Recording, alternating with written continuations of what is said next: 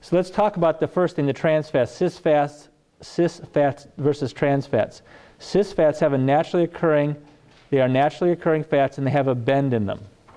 This is a cis fat. It's got a nice bend in it at the double bond.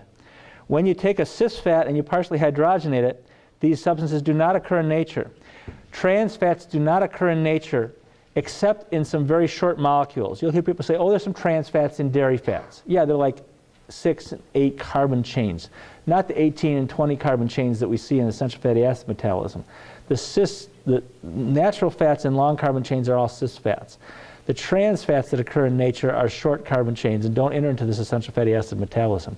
Trans fats and longer chains do not exist in nature.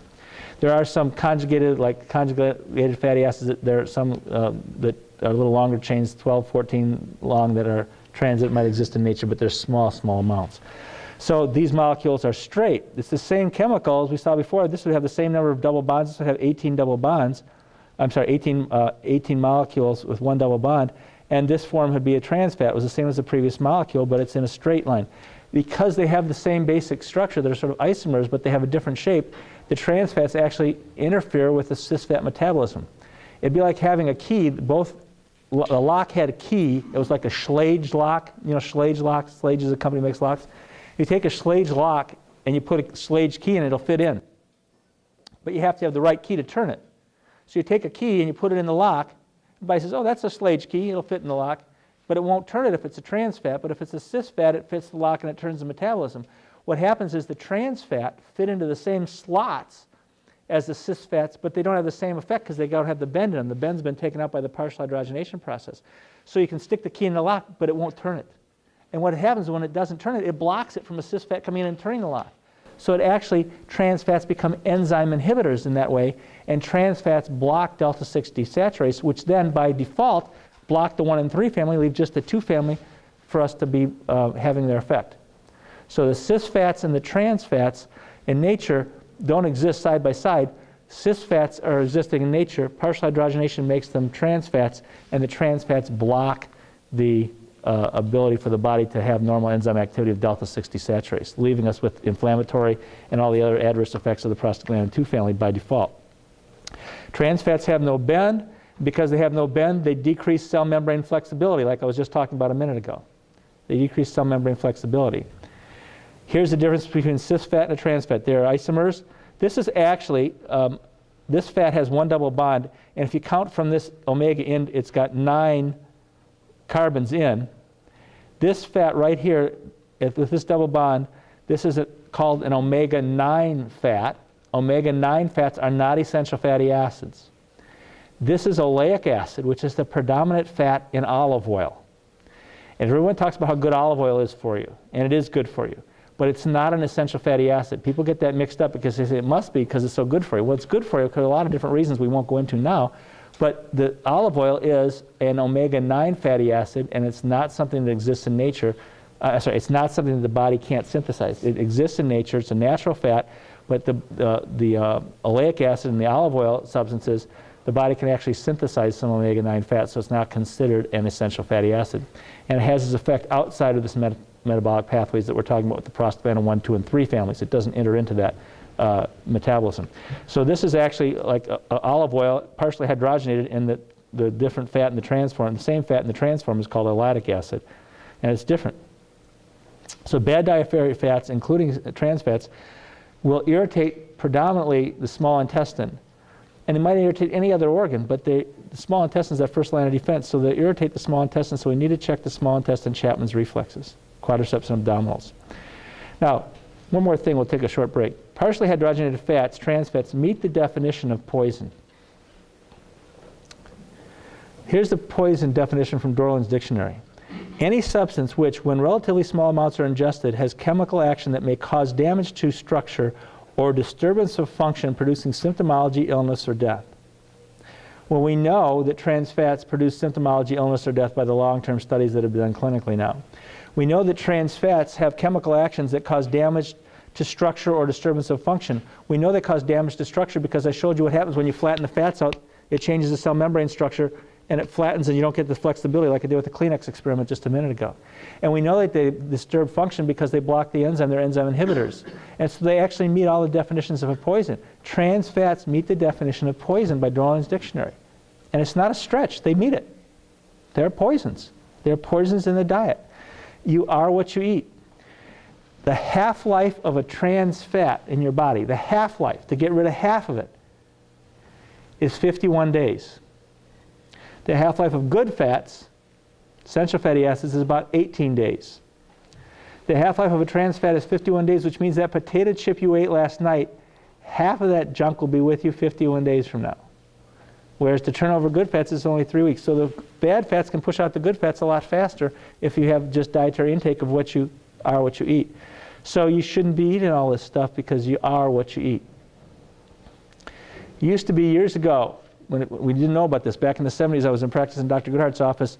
We had patients come in who had hot flashes. And hot flashes is one of the symptoms you can treat with fatty acids, sometimes very effectively. There are other things that affect it as well. But we used to use vitamin F. And vitamin F was the essential fatty acids. That's what we called them in those days. And we used vitamin F on patients. And Dr. Goodhart said it'll take 3 weeks for the vitamin F to work. And then it'll start to get symptom relief when these hot flashes. And I had like 4 patients in a row. The first 3 started taking the vitamin F for their hot flashes. And 21 days exactly, just like Dr. Goodhart told me, and I didn't say it's going to take 3 weeks to them. I didn't plant that seed. 21 days exactly, their hot flashes stopped. The other one was like 19 or 20 or 22 days, in the same range. And now I understand why that was, because the turnover of good fats is about every 18 days. So when you start to push good fats in, it takes about 3 weeks for them to kind of start to build up in the system.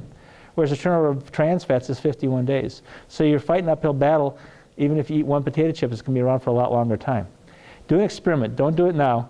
But the next time you're around some potato chips with some people, get a potato chip and get a match. Dr. Goodhart did me for this did this for me when I was a teenager.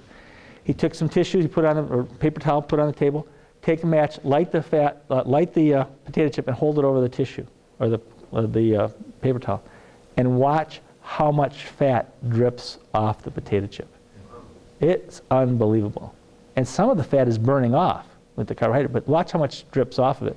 If you want to talk to people and teach them about fat metabolism, that sure taught me a lesson when I was a teenager. You maybe have to hold it with some tweezers because it'll burn your fingers, but burn a potato chip sometimes, see what comes off it, and know that most potato chips, not all now, but most potato chips you go to a store still have partially hydrogenated fats, and that's how much of it's in there. Yes? Is there any merit to the concept if you're giving someone a lot of these polyunsaturated oils, and then they're in an oxidative state, that you're feeding their oxidation? Because they're, for oxidation of the lipid membranes and whatever. When the question is, if you're feeding someone polyunsaturated fats, are you feeding the oxidative state because you're sort of putting fuel on a fire? Well, it can happen that if you give good fatty acids and the patient doesn't have adequate antioxidants to match that the fatty acids themselves can be oxidized and contribute to an oxidative process. But there are naturally occurring, in fatty acids, there are some naturally occurring antioxidants, like vitamin E is naturally occurring in a lot of food oils, for example. But still, sometimes it is necessary to supplement with antioxidants, particularly fat-soluble antioxidants, which we're really talking now about vitamin E, maybe some other things like tocotrienols or something like that, polycosanols or some things like that, that would have fat-soluble antioxidant effects. And so that's of use as well. We're really not kind of going into that. We did talk about high-dose vitamin E blocking cyclooxygenation, low-dose vitamin E supporting it. But vitamin E does work with these as an antioxidant to protect some of the polyunsaturated fats.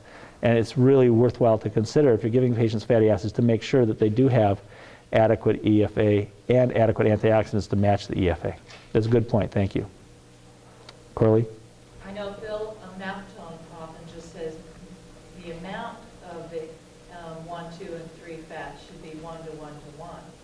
So that might give a good general idea. Okay, if I'm eating 5 grams of saturated fats, I should have 5 grams of omega-6 fats and omega-3 fats. That's a good point. And Corley was quoting Phil Maffetone saying we should have equal parts of the 1, 2, and 3 families in the amounts.